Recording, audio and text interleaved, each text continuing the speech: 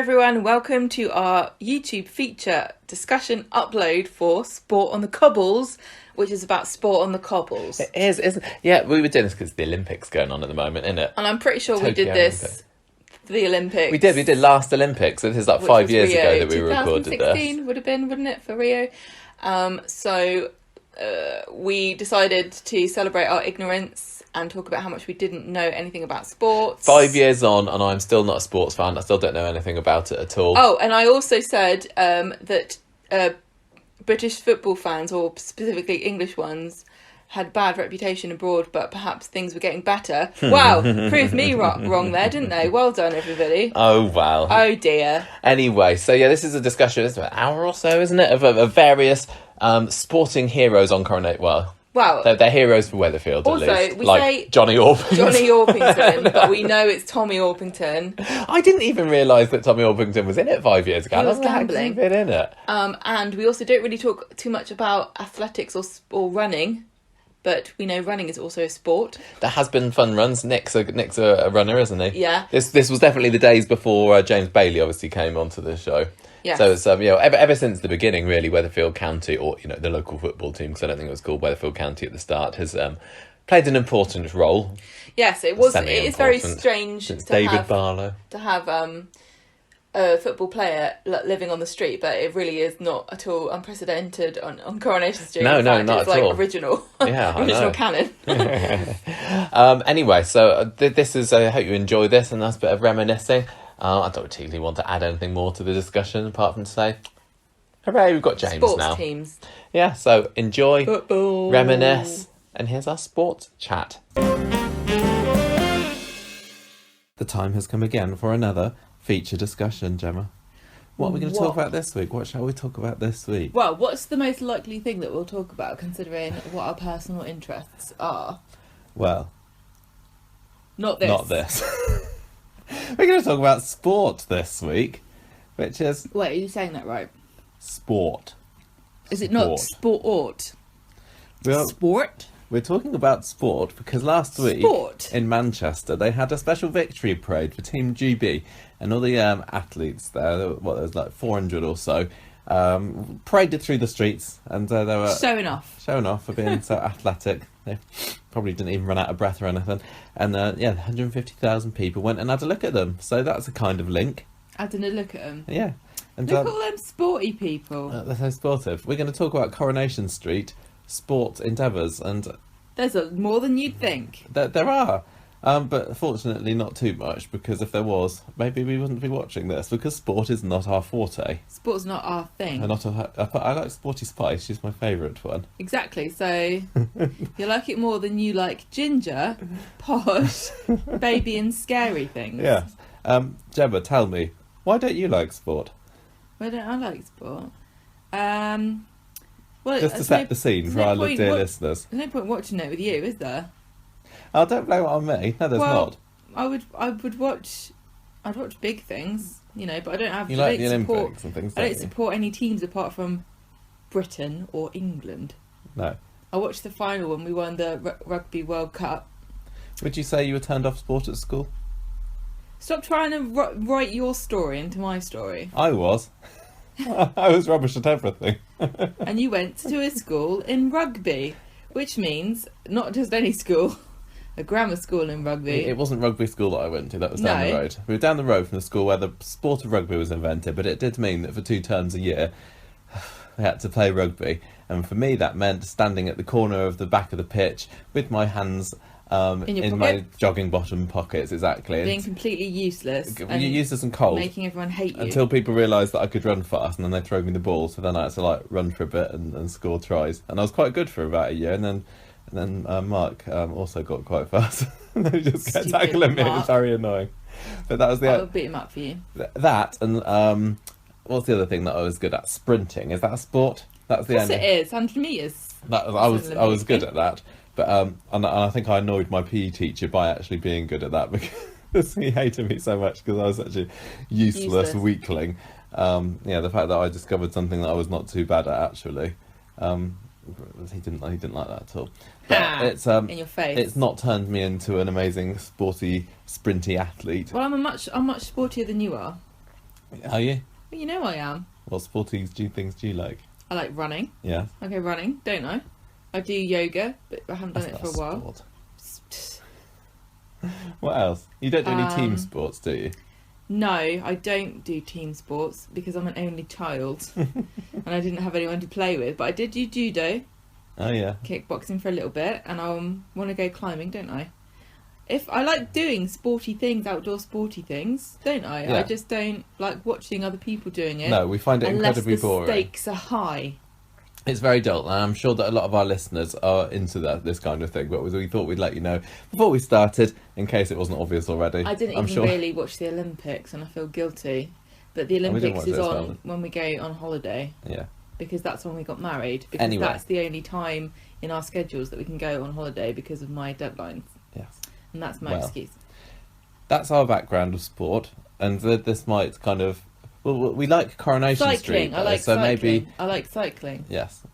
Maybe Coronation Street might make us like sporty things on TV more. We'll see. Let's find out what sporty things have happened in Coronation Street. Well, all the sport. All the sport. It will start like games. There have been a few Olympic-style events. I think it's as it was the year of the Olympics this year. We'll start off with that.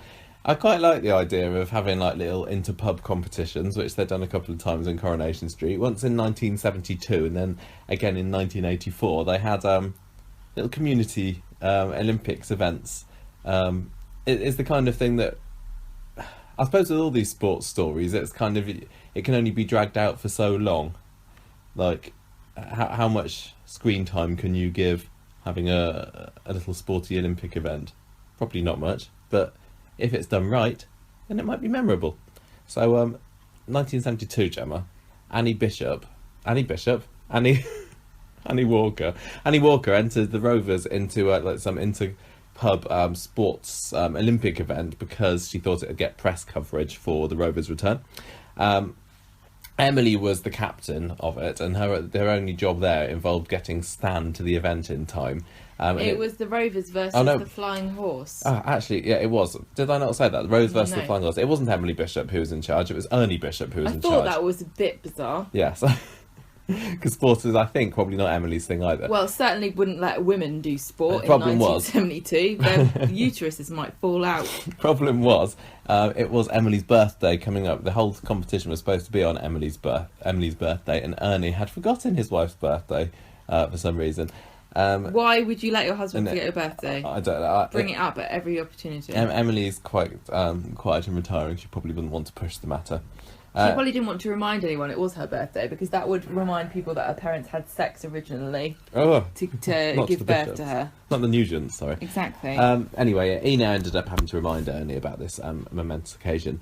Anyway, there were some interesting events at this Olympics thing. There was Stan. When you say Olympics, you mean Olympics with like inverted commas, don't you? Yes. If the actual Olympics is a bit more like this, it might be a bit more interesting. Well, they used to have a lot more diverse things with in these the actual Olympics. sports that they had in 1972. Beer drinking. This is what Stan had. They used to have what's the one? The tug of war. Oh yeah. Apparently, we were really good at that. This country, really, really good at tug of war. Oh, it's a conspiracy. Is that why they stopped doing it? Yeah, it's because we like going into other people's countries and taking their stuff. Zaz.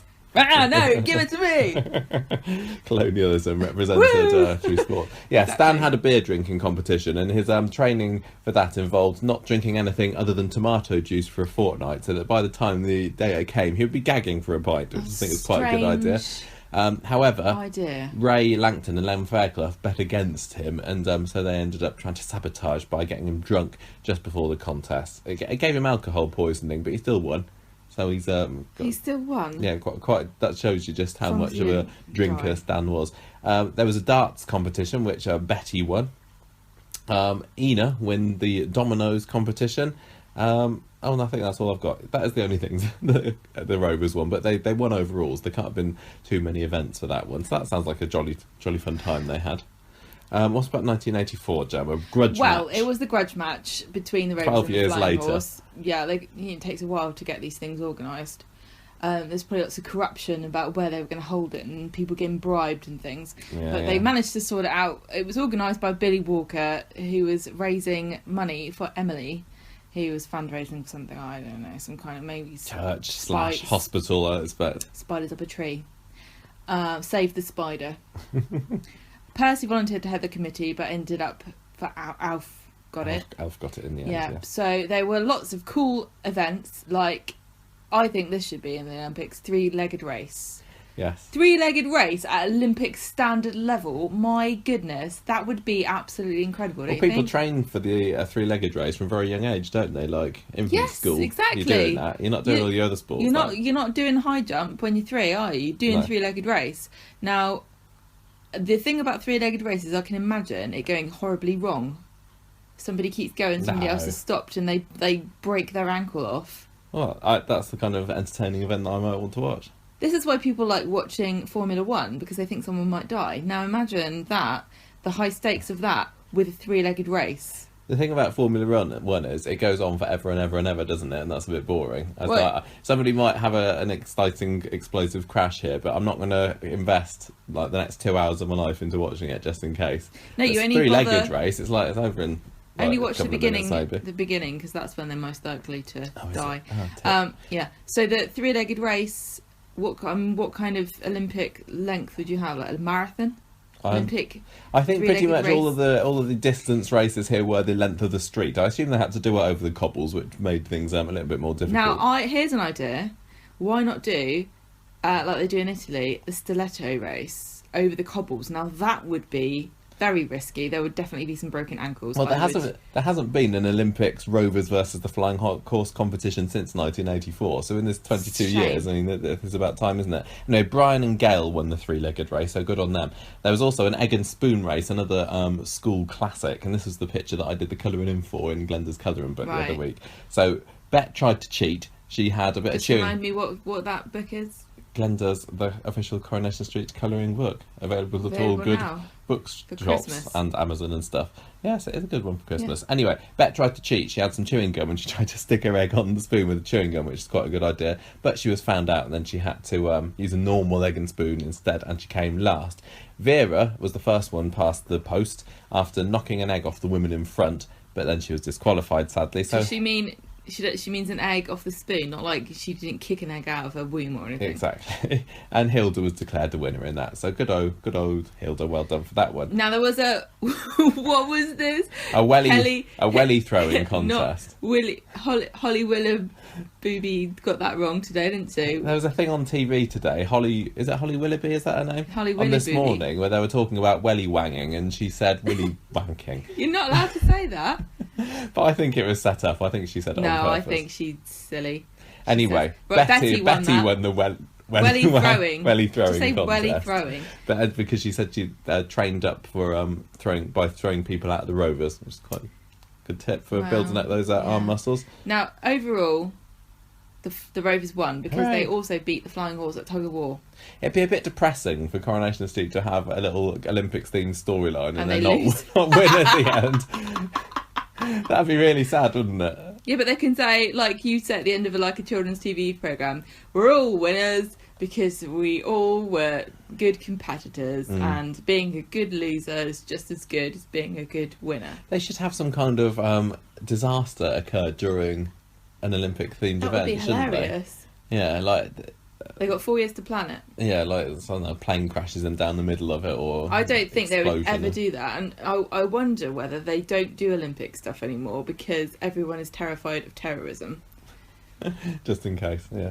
There was a talent contest as well, featuring Percy and his terrible farmyard impressions, Alf and his unfunny jokes.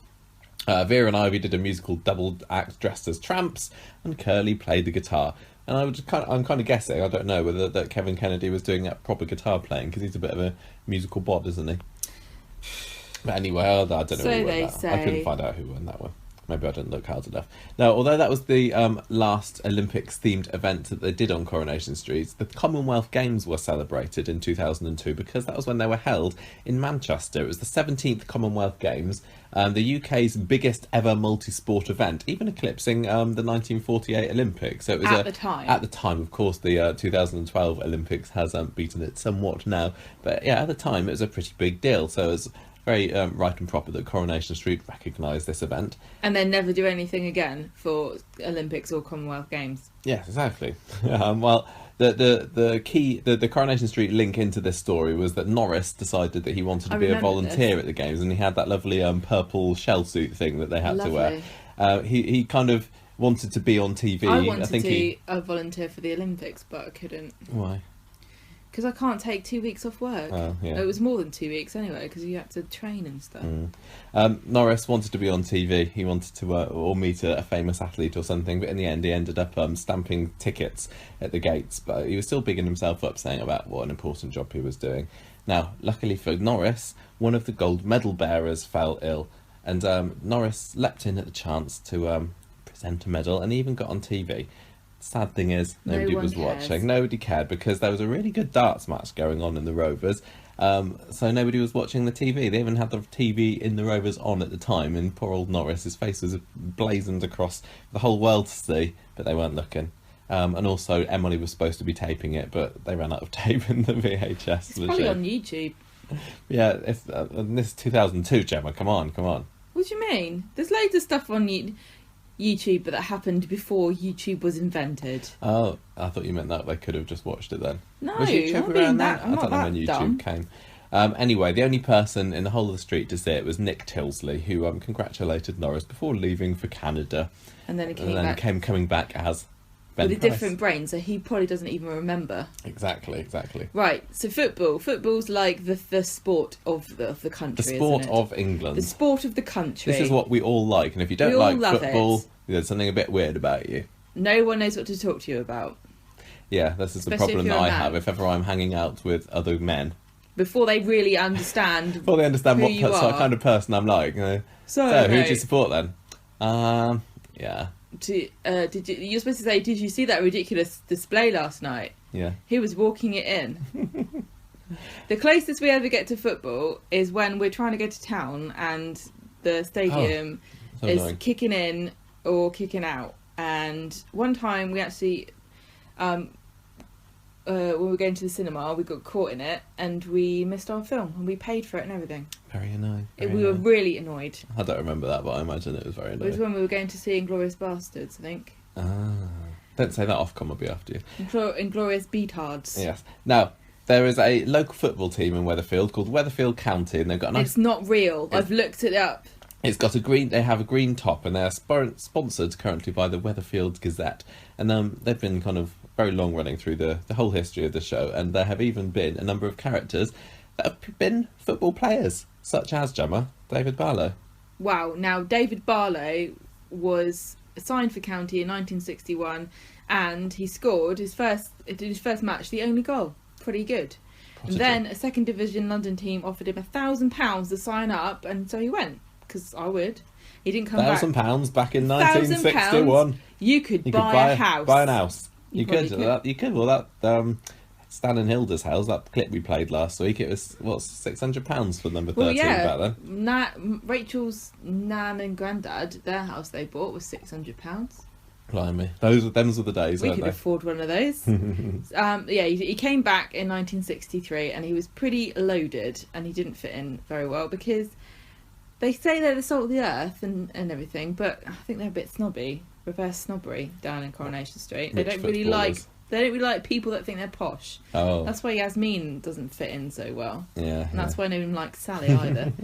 Now he got suspended for accepting a bribe, but it turns out he was cleared in the end. Thank goodness. And then in 1965 he tore a ligament and he retired from football. David. So he had to become a coach. And he also wrote a gossip column in the paper as well. And then he had an injury at a charity football match and he was told he would never play again. Sucks. But then he died in a car crash a few years later, so the long and short of it. His football millions? Ken? Maybe. Still living the high life. Yeah, I don't know. So that was the sad story of David Barlow. I don't really know anything about the character other than that. We did do a character profile of him a couple of years ago. Anyway, I wasn't listening. Yeah, we talked about him for a good half an hour or so. Right. Eddie Duncan. This is somebody I'd never heard of. I'd heard of the other ones, but I found out that he was a Weatherfield player who dated Irma Barlow in 1971. Now, Irma was David's widow, who survived the car crash, and she obviously had a bit of a thing for footballers. Who doesn't, baby? He was a bit Especially past if they earn it. £1,000. I know. In I did- 1971, do you know what? maybe it was like 1,500 by then. I'd be very impressed if you earned £1,000 now for football. Me? Yeah. Yeah, I mean, even even though it's devalued, that amount of money would still be quite impressive. nobody would pay me to play football. Anyway, he was a bit past it. He lost some games. He was getting drunk all the time. And this kind of played into one of his last stories, because Irma moved away. Do you remember that she was played by the actress who abruptly quitted the show? She just didn't turn up for work one day. So they had to quickly rewrite the storyline. Living the dream, that is, isn't it? I know. They had to quickly rewrite the storyline and have him date Bet. Now, he was completely plastered before a match one day, so she sobered him up by pouring water over him and ended up scoring 3 goals and winning the game. And then he got transferred to Torquay. That is the dream. Well. And that's about it for Eddie Duncan. Right, I'm going to tell you about Wayne Farrell. Wayne Farrell. He was only in 8 episodes between 1992 and 1994, so it's very sparsely, allocated. He was here and there. Yeah. The Wayne Farrell's storyline was really, it was Raquel's storyline, because he was this wonderful, she thought, wonderful boyfriend that was playing away around the country, but not that kind of playing away he was doing. Have always been sort of folk heroes in this country, haven't they, really? Yes. Even though they haven't always been like they are these days, super rich, up themselves, idiots who can never win at a tournament, save their lives. They've always been popular, and never more so than with eligible young women like Raquel. And she was attracted to him for some reason, I don't know why. They started dating, but they didn't really see each other very much, because he was playing away, as you say. Playing away, having another meaning in this country of having it off with other people. Except Raquel didn't really realise this. I think this must have been quite a funny storyline, because she was literally the only one that didn't realise that he was off bonking other women, and she was just saying about he's going around touring the country, isn't he wonderful, look at my boyfriend. She even remarked once that one of the hotels that he was staying in was so good because it had its own maid service when she phoned his room. Own maid service. Yeah, obviously one of his fancy pieces there. He wasn't actually good at football. No. Really. She said he invented a special type of goal, which is an own goal. He said it's a special goal. I think it was Des that made fun of her, saying, "Oh yeah, an own goal, Raquel. That means he did it all by himself." And she was like, "Oh really?" Good for him. And yeah, the supporters weren't really big fans of him. In one match, they were shouting, "Wayne, Wayne, go away." He was eventually caught out, wasn't he? Raquel caught him in the hotel with another woman, and she pushed him into the canal, which maybe the canal's right next door to the hotel. Maybe she just pushed him out the window. I've seen this clip. I can't remember why I was watching it, but yeah, he literally learning comes. how not to get caught. He's there at the front door, and she drags him in and pushes him into the canal. So that was the end of Wayne. I think that was probably my funniest. Did she drown him in the canal? No, because that's what I would do to you. No. Right, the other person who is a football thing. Warren football Baldwin. playing person. We know this person. No, I'm not going to say he's a football player until I've read the rest of these notes, because I don't know. He was. We've seen him. We watched Coronation Street when Wayne Baldwin was in. Do you remember? Warren Baldwin. Yeah. I don't even know his name. You don't know what you're talking about. Do you remember he was brother to Jamie Baldwin, Danny Baldwin's son? He was the younger one. He the one that had a little helmet hair? No, he looked a bit like Liam. No, I think that was Adam you're thinking, Adam Barlow. Yeah. No. I think he had a little spiky hair. No. I don't know. Anyway, is he the one that Frank you got off with Frankie? No, that was Jamie. This is the brother of him. I don't know these. He was only in it for a year or so. Right, he arrived on the street to live with his parents, Danny and Frankie, because he got kicked out by his football club, and then he joined Weatherfield County, and Candice, who's his ex-girlfriend, decided to get back together with him. Because who wouldn't want to date a footballer? Everyone wants to date a footballer. And then he left Weatherfield after just a year to launch his football career in Spain. Came back in November 2006 for Port Vale trials, but he failed. So that was a bit of a tragic Those storyline. Port Vale trials, I tell you. I don't really remember very much about Warren at all. I don't even remember what it looks like. I remember exactly what he looks like. Well, good for you. But I don't remember much about the stories that he was in and how much of them revolved around him being a footballer, but I was never really interested in him, probably because of that footballing association. Now, we've also recently, of course, had Johnny Orpington, who is a... Not real. He is not real. Gemma looked into it and found him out. I don't know who this person is. Gemma's now looking at a picture of Warren Baldwin on the internet. Oh my gosh, what's going on there? Gemma, do you want to describe what you're looking at here? A picture, purportedly, of this Warren Baldwin character standing completely naked with a bottle of champagne clenched between his thighs, which is erupting in a great big flame of white bubbles. foam. White foam. Delicious. And here he is again, standing in front of... I think this is life after Corrie when he buffed up a bit. The boys are on something or other. Wow. Yeah. What is that about? So he turned into a bit of a floozy. hit with the ladies, didn't he? Because look, that's who I thought it was. Yeah, no, that's Jamie, isn't it? Anyway, that's Warren Baldwin. Johnny Orpington, gambling footballer from Weatherfield County, recently bum-licked by Steve and Tim, and now he's out for a season. It's all their fault because they tripped him over or something when they were playing. So those are our main Corrie footballers. I think out of all of those, which storyline sounds the most interesting to you? I think I would say the Wayne Farrell one. Which one's that? The one with Raquel. Yeah, no. I like just the because one it where involved he's rich. Which one was David Barlow? Yeah, I like the idea of being rich.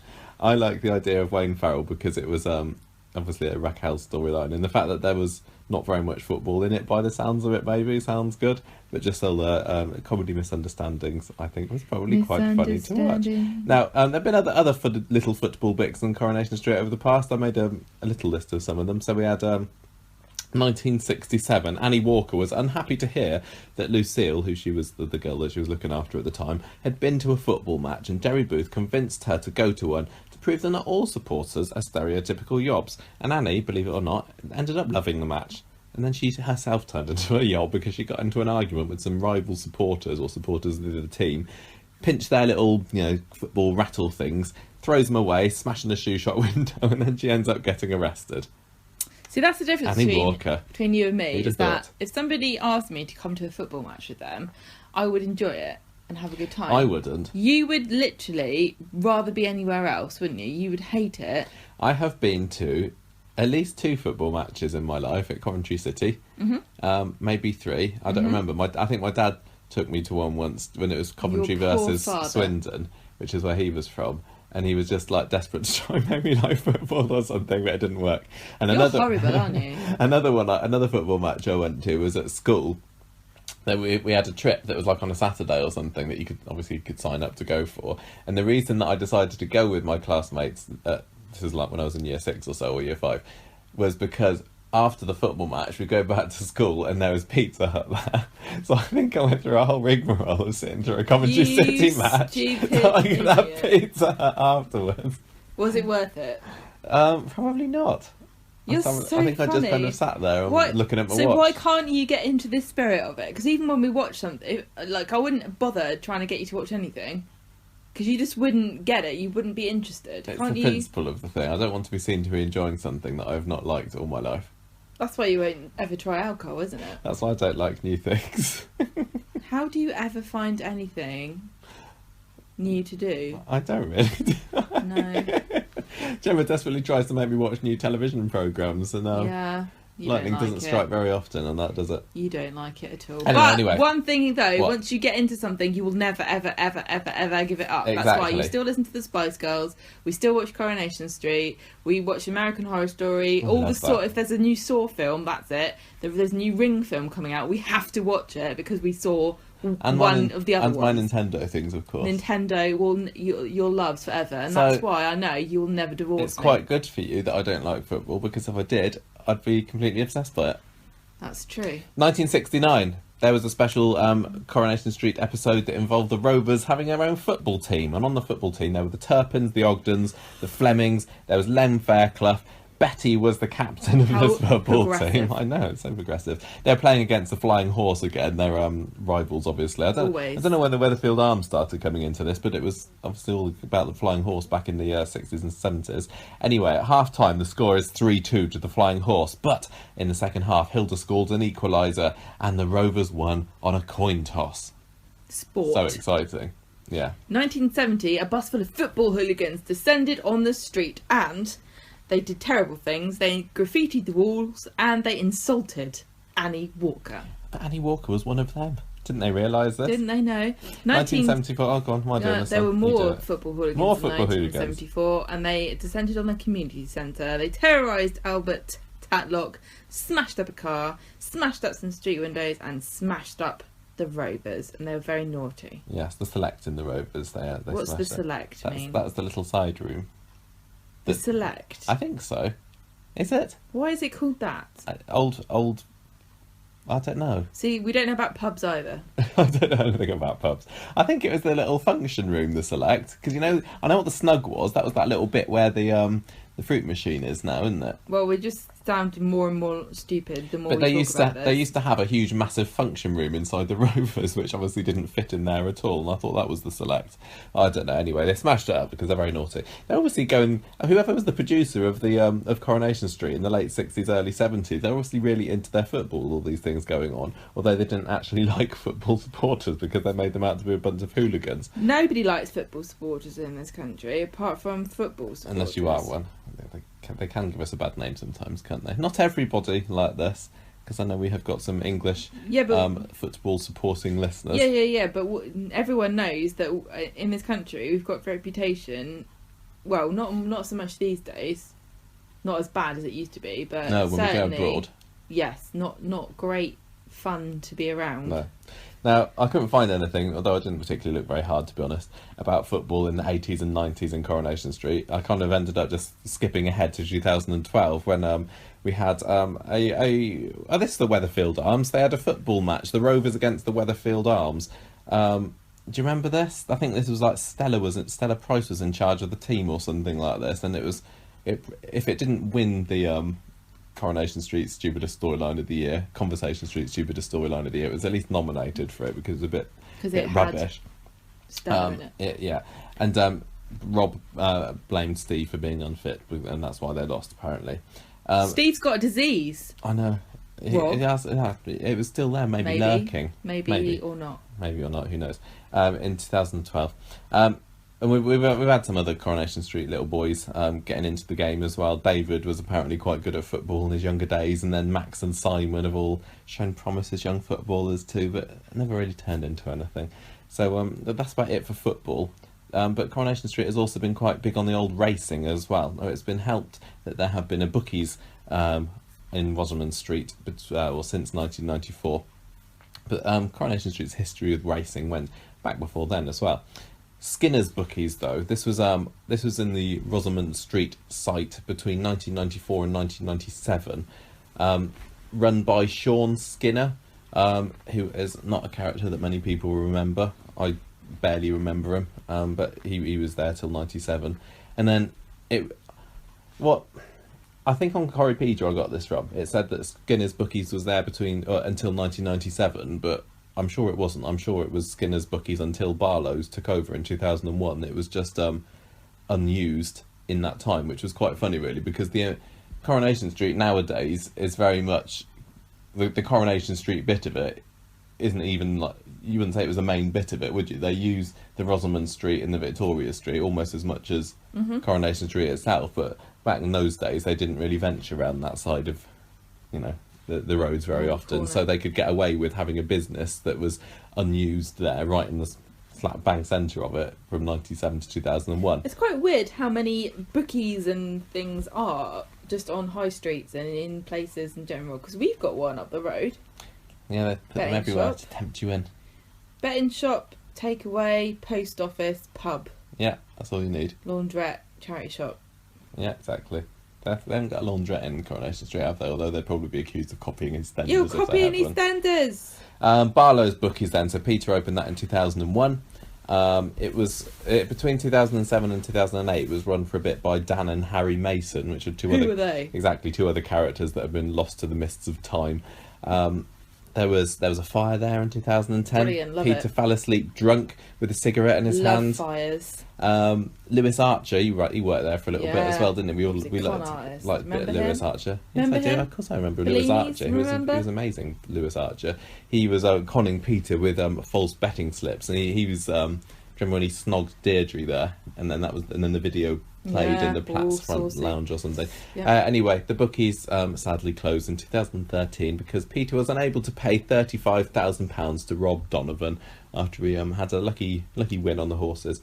And at the time, that was when Robert was working there. I think Carla had installed him there to antagonise Peter. And that was the end of the bookies. So from then it was Barlow's Buys. It was Barlow's Buys, and now it's the Flower Preston's Shop. Petals. Exactly.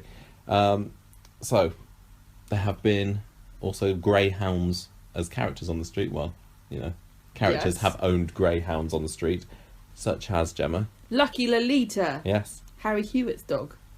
And she was so good that he was going to sell her on, but then Concepta, his wife, liked her too much. And she kept losing, so Harry couldn't sell her anymore. Yeah, so Concept was quite pleased with that in the end. Started off well, but went a bit rubbish in the end. Then there's another dog called Lucky. Yeah, they didn't have very good. They weren't very creative in their greyhound naming. Back then, this was the one that Don had that we talked about the other week. Yeah, got pregnant and stuff. Then Monica, who people will probably remember, Tyrone's dog. Won her first race at the track, and then she got hit by a car, and she got told she would never race again, and she was like, no! Just take me to Weatherfield General, I'll be fine. Give me a few weeks. How am I going to earn my bonios? For Monica, I like Monica, but she was kind of always in the shadow of Schmeichel, wasn't she? Yeah. And then Monica didn't even have a death episode, she just kind of stopped appearing in it, and then a couple of years back, Tyrone said, I remember when Monica died. And everyone's like, oh. She died on a Saturday, so she wasn't in the show. Exactly. Weekend deaths. Jack won £59,631 in 2000 on the dogs. Yeah. And what did he do with it? Frittered it away. I don't remember. They offered to give some of it. They offered to give some of it to Tyrone and Maria to help them out with their wedding, which never happened. I can't remember what they did with the rest of it. Some of it got stolen by... They were quite lucky with the money in some ways, the Duckworths, because it had only been like 5-6 years before that, I think, that they got all that money from his dead brother and they bought the Rovers. Oh, lucky that is, yeah. I know. Horses when as well. When your relatives die, it's like winning the lottery, isn't it? Horses, in 1983, Chalky Whiteley won £3,554.75 after betting £10 on a 5-horse accumulator. Do you know what that means? Was it 5 horses in a row or something? 5 races in a row. You got to guess. You got to win. You got to guess who wins. Yeah, and he won £3,500, and that were a lot of money back in those days, wasn't it? It's a lot of money now. I wouldn't mind that. I'm fine with it now. Yeah, but you wouldn't be able to use it to move to Australia, which is what Chalky Whiteley did. You certainly would be able to get a plane ticket to Australia.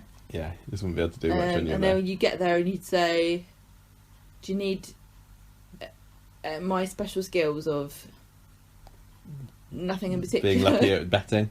Chalky Whiteley was a bin man, so I don't know, is there a load of rubbish in Australia that you can sort out? I remember hearing about 10 years ago they needed hairdressers and plumbers. Oh, maybe you could do that. Which I thought I could probably do either of those. Don't know what he did, but he left. His legacy was leaving Phyllis Pearce behind, who was, I can't remember, was she his sister or something? Oh, I can't remember. Doesn't matter. It doesn't matter. 1996, Roy. This is when Roy first came into it. He used his special mental powers to work out a formula to win on the horses, and decides to bet on Betty's Hot Shot. And then the Rovers men do the same, and it win £250 each because it won at 50-1. And then they banded together and bought the horse. No one knows what happens afterwards. Probably got made into glue. Betty's Hot Shot. They bought it because they thought, oh, this is a lucky sign because it sounds like Betty's Hot Pot, and it kept getting mentioned for the next couple of years or so. I remember there was something where, was it Jack? He had a ride on the horse for a photo shoot or something and fell off, and they basically couldn't afford to keep it, and a lot of the women back on the street made their men sort of sell off their share of the it. horse. So Fred ended up having like 3 or 4 shares of the horse because he didn't have a wife to complain about things like that.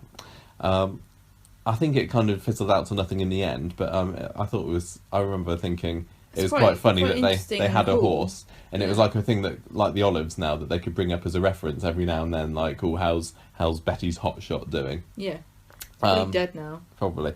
So we've had football, we've had racing, and but there have been other sports, and there's not more sports than there that. There are more sports than this, but I've picked up a few good memories, and probably one of my favourites, probably my only one that I actually really, really enjoyed, sporting storyline on Coronation Street, was the bowls storyline, when Jack had to dress up as a woman so he could take part in the all-women's inter-pub bowls competition on the Rovers team. So he this was when Hayley... What did he dress up as? A woman called Ida Fagg, who was, I think didn't she have like a blonde wig or something and lipstick and a pink dress or something? It was very hilarious. It was a bit of a Mrs. Doubtfire kind of moment. And the reason they had to do this was because Hayley had been on the Rovers team, but then she was disqualified because back in her previous life, as it were, she played on the East Lancashire Semi-Pro Guild under the name as Harold.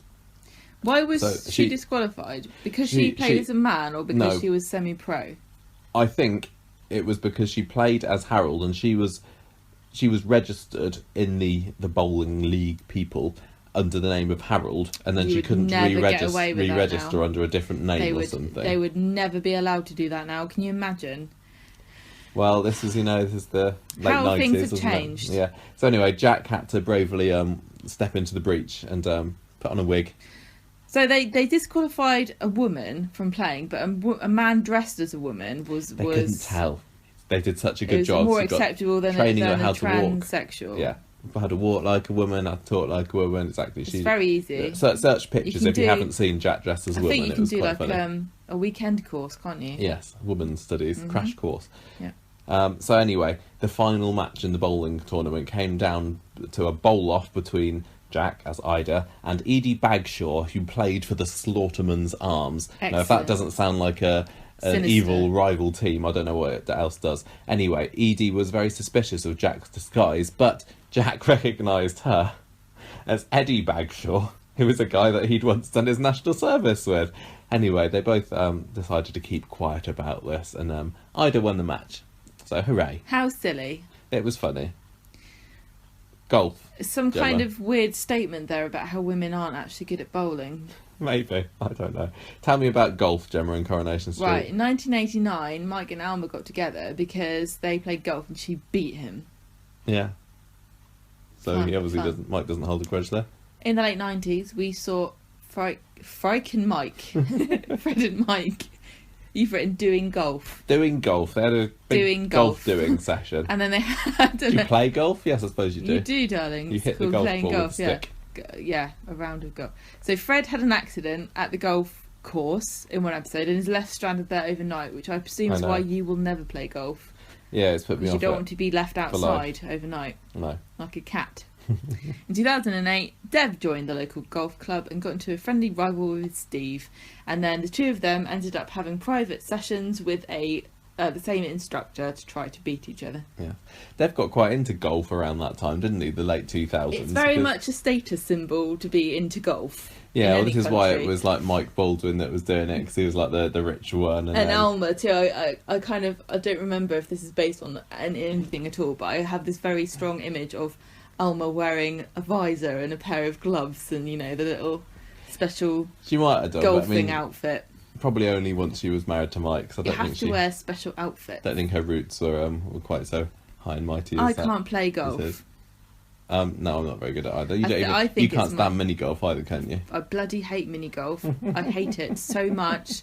Nobody understands how much I hate it until they try to make me play it. I don't mind it so much. If I had to play any sport, mini golf would probably come quite high on the list, actually. But I'm no good at it, of course. But I hate every single minute. Do you know why I hate it so much?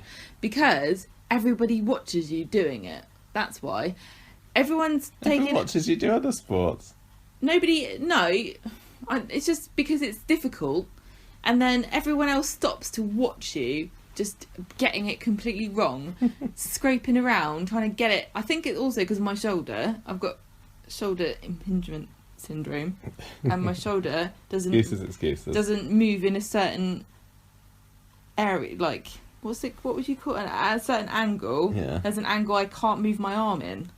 And so, that just so happens to be the angle you need to move your arm in to be able to swing a golf club. You need to move your arm in loads of different angles. You're horrible to me. Oh, I'm sorry. Also, I don't know which hand I'm supposed to play with because I'm a bit weird with my.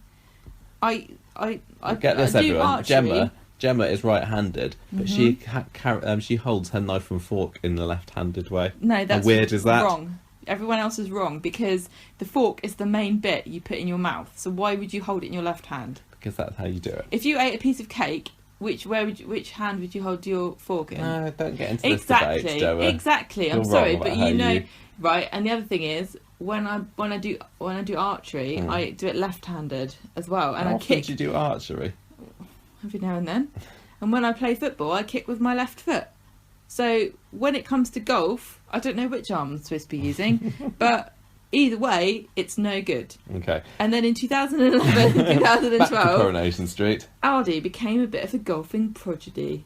Yeah, and Dev got really into it, and Sunita thought it was bad because Dev was getting overexcited, and he spent a lot of time with Ardy and favoured him over Asher. But then it turned out that Ardy was just crap. Well, that was a bit of a weird storyline. I don't know how old Ardy and Asher were back then, but yeah, that got quite a big thing, didn't it, about him being really good at golf, and I don't think any viewers really believed that it was true. I don't know why. I didn't really get the impression that this. I never saw him playing it properly. All I ever saw was them buggering around in the I remember there was a scene, like a few shop scenes where like Dev would put an empty tin of beans or something that Ardy would have to putt into. That's not how you play golf.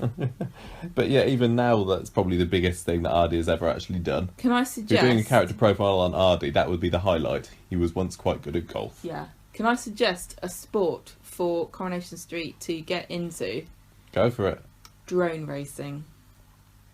That's quite a nice modern thing to do, isn't it? Interesting. Unusual. Anyone else done it before? I don't think so. Really good potential for having someone's eye out. Although like you would incite the ire of many, many small associations and governing bodies if you were to do that. I can imagine that Norris would be quite irked by having somebody flying a drone around his house and I'm stuff. surprised they haven't got a drone in it. Drones are in everything now.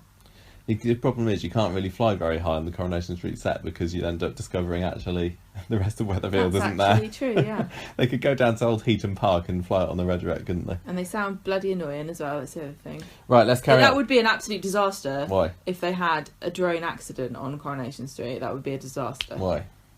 Well, for me, it would be. Oh, for your work. Yeah. Anyway, cricket, 2014. There was the Rovers versus Flying Horse again, the cricket match. The Rovers won thanks to a last-minute boost by Rob Donovan, fresh from throwing his Tina-bashing crowbar into the canal. Now, the team there, that storyline was a load of rubbish, wasn't it? Yeah, because we don't know. I don't know. Does anyone know the rules of cricket, or is it a big joke? Some people do, but not. I think it's a big joke. I don't know how much overlap there is between people who understand the rules of cricket and people who watch Coronation Street. Probably quite a lot. So we had to suffer through this storyline that went through a few weeks of them getting the teams ready, and this is when they were talking about Zidane, who hadn't appeared yet, and we kind of all had the idea of him sort of laying there at home playing on his phone all day, and then he appears over the crest of the hill to join in on the team, whites. didn't he?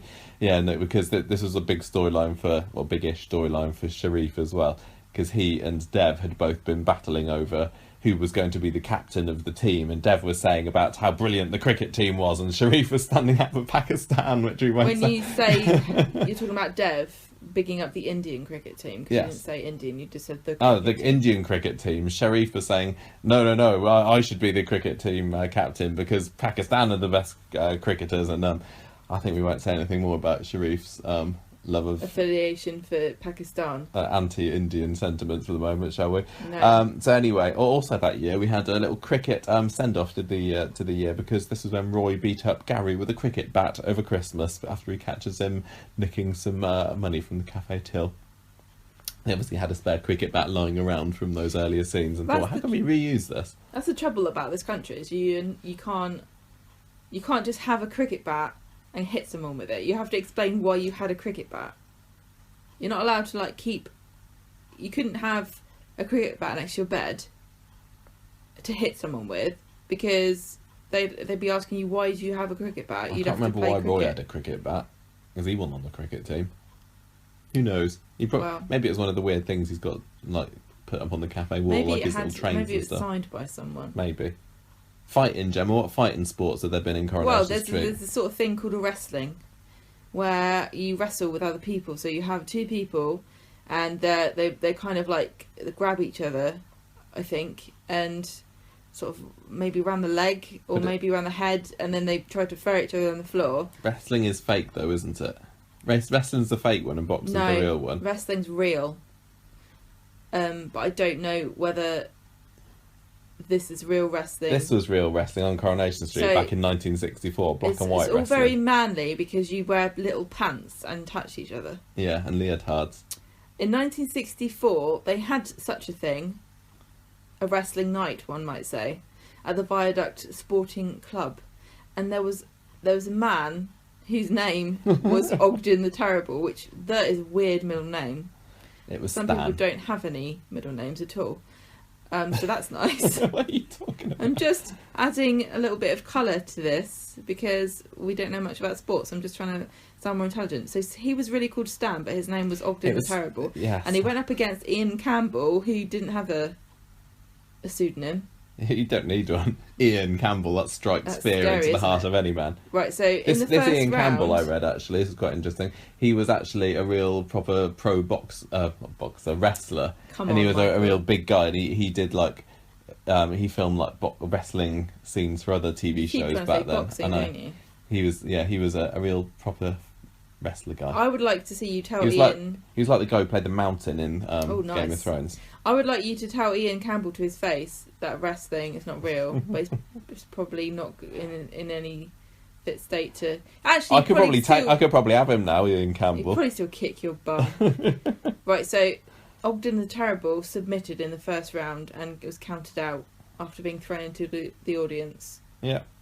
So that is the sport of wrestling. Yeah, so, and everybody was watching this, and so the Rovers was empty. So Ina Sharples and Annie Walker proceeded to get drunk in an empty Rovers. So that was probably quite fun to see. Boxing. Do you remember that? Do you remember this one, Boxing is a different kind of sport. This is different hitting. So listen carefully, because in boxing you cannot kick people. It's not kickboxing. That's a different thing. Boxing is a sport where two people, generally men, but nowadays ladies as well, but never a mixed group. Because that's not called yet. domestic violence. Who knows in the future? Two people will try to hit each other until one of them falls down and won't get back up again. And when you boil it down to that, it just seemed quite primitive. But it's okay. It's okay because you get to wear special gloves. Yeah, where you can put like horseshoes inside. That's the one, isn't it? Yeah, exactly. So in 2005, for some reason, Ashley decided to become a boxing... I think it was kind of decided for him. This was. Do you remember this storyline? This was when he and Fred were working in the butchers, and then there was this other rival butcher, I think. Another squeaky voiced butcher. No, Marvin Mad Dog Maddox was Ashley's equivalent, but then there was another kind of bald headed, I think, father figure, and so they were the rivals. This is how you can tell before they start fighting if you're at a wrestling match or a boxing match, because if somebody's got called something, and they've got like a nickname in between their first name and their surname. Yes. That means that they're a boxer, but if they've just got a completely fake name, they're a wrestler. Oh, okay. So like Bret Hart. Yeah. Or like Hulk Hogan. Didn't Bret Hart, wasn't he the Hitman Hart? Damn How do I know that? When I said that. Anyway. So The and Undertaker, also The Undertaker, there you go, that's a good wrestling name. But if he was a boxer, he'd be called Jim the Undertaker Smith, yeah. Anyway. Claire tried to stop Ashley from doing this boxing, and there were some quite funny scenes where he was training, and he had like, at the back of the butcher's where they had the meat hung up, and he would use it as a punching bag and stuff. And but anyway, Claire was trying to stop him from doing it. Ashley and Marvin, on the day of the match, decided to call it a draw, but meanwhile, fights had broken out all over the crowd, including Claire, who turned up to try and stop him, and then ended up deciding actually it was quite good, so she was going to support him, and she got her glasses stamped on, and then the police had to come and break it up. Oh, the hilarity. I think I find that kind of funny when I was watching it. It's funnier than all the boring it's crickety not funny, football it's things. Violent. Yeah. And that leads us up to this year, where they had a little ping pong tournament between was it the Driscolls and the factory people to see who was the best in the northwestern textile industry. Which was somewhat soured by the fact that the Driscolls were tainted by slavery accusations, which turned out to be entirely true. That makes sport a bit more interesting, doesn't it? What if they got slaves to do it? Yeah. And that's all I've got. So, what other sports are there? I don't think there are any more sports. I think they had illegal street racing. Is that a sport? We've had that recently. Oh yeah, they did. I tell you what they should do. They should have synchronised swimming in it. Yes. In the canal. Yeah, well, Richard Hillman tried. He did, but no. He drove all the family all in sync into the canal together. And they were all screaming, and he was going, "Yeah, that's the idea, but you should be smiling." Has this been a really boring discussion? It's quite boring to me. Maybe it's just the way my natural... No, we've learned lots of things together, haven't we, everybody? We've learned you don't do golf. No, because you play it. We've learned about boxing the and difference between no. wrestling and boxing. We've learned you're not allowed to keep a cricket bat in your house to hit people with. You have to have an excuse. And if you try to do an egg and spoon race with an egg that's stuck down by a bit of chewing gum, you'll get disqualified. So don't even try it. And even if you're Bet Lynch and you can kind of flaunt your cleavage at the judge. And we strongly, strongly recommend the inclusion in the future Olympic Games of three-legged racing. Yes. Also, and if you're quite good at football, then you should join your local team because you might get £1,000. You might get £1,000. That's the end of sport. Do you think, is it possible, Gemma, to have a storyline in Coronation Street that revolves around sport that's not incredibly boring? You also didn't mention anything to do with running, which I guess to you is not a sport, because we had Molly and Kevin having affairs. Oh affairs during their running. We had Lloyd and Steve doing a fun run and I forgot about that one. And things. Yeah. I am obviously the sporting queen. I just blank these kind of things from my memory. Of this podcast, and if anyone wants to know anything about sport, ask me, because I know everything about sport. I think the problem with having sporty storylines is that they can't really take place on the street, can they? They've got to be, location shoots, and Coronation Street isn't really into location shoots particularly. A bit too expensive and that, so it's kind of scuppered from the start. Drain racing. Well, yeah, you can't do that, can you? Yes, you can. No, you can't. Why can't you? I don't know. I haven't got anything else to say about sport because every time that they decide to do a little match against the Flying Horse or something, I kind of sigh and think, this is going to take up the next few weeks of I want them to do another tournament. I'd quite like them to do another mixed sports Olympic kind of themed event, but they've missed the boat really this year, haven't they? You mean like a sports day thing? Yes, they need to do that again, but in 4 years' time. See, it was simpler times back then, wasn't it? Everyone could have a nice laugh. No serious, no drama or anything. I think people would think it was a bit sad now. Don't you think? You don't, and also it's not very normal to get together with a bunch of people that you happen to live near and do anything with them. Oh yeah, exactly. They didn't have anything better to do in the 70s, so... They did have television though, didn't they? Yeah. Yeah. Only a couple of channels though, there probably wasn't anything on that weekend. They did have that, in real life Team GB event at Coronation Street that's just strange. in August, didn't they? I really do wonder why they don't do something for the Olympics in Coronation Street. Must be a reason. I'm glad they did the Commonwealth thing. Yeah. They should have really mentioned the the welcoming home ceremony, the parade thing. Yeah, they could have just had somebody on Monday going, "Did you go to the parade? Yeah, it was brilliant." Yeah, they do it for Gay Pride, don't they? Yeah. And they must have known that this was going on. What happened on the Monday? Well, there was David getting locked in a cellar at the same time, so probably more important things to do. David, do you want to be let out to go to... Yeah, I did. Well, anyway, that is sport. So sport... Sorry if I didn't sound very interested by it, but I'm not. Sport is something you do outside, so let's move on. If anyone can think of any other sports storylines that we've missed, which there probably are some, and would like to let us know, please do. Or if you can think of any other ways that sport could be incorporated in a storyline that might be interesting and may even interest me. Oh, what about esports? They could do video game tournaments. Does that count? Yeah, but you don't like any of the games. No, that's true. League of Legends. I suppose that would be fairly boring to watch in a soap. This is the thing, right, isn't it? You watch a soap, and if they're just doing a load of sport, you don't. If you want to watch sport, then you watch a sports match. You don't watch somebody else. Match. You don't watch somebody else doing sport in a soap. It's a bit. I think you've really proven that you don't. I'm have really, any really not interest interested in sport. this. But I thought, for And the you sake really of our can't sports understand. mad listeners, we thought we'd put it in this week. I And now don't let us think never they'll speak of thank it again. They won't thank us for it because Ooh, maybe I've turned some people off of sport. you've probably turned some people off of us.